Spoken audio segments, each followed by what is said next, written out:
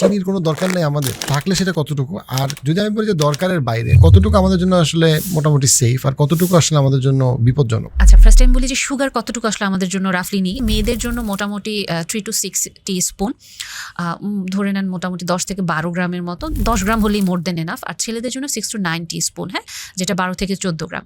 বাচ্চাদের জন্য ওইটা মোটামুটি আমরা বলি 4 গ্রাম বাচ্চাদের জন্য। জাস্ট নর্মাল একটা বাচ্চা একটা যদি অরেঞ্জ জুস খায়, এবং এটা বলা হচ্ছে কি এটা ফলটাকে আমরা হচ্ছে কনসেন্ট্রেট করে দিচ্ছি, এখানে সে জাস্ট ওই 250 গ্রামের মধ্যে মানে লুকানো এবং বিভিন্ন সবকিছু মিলে আমি যদি দেখি 40 গ্রামের উপরে চিনি খেয়ে ফেলতেছে।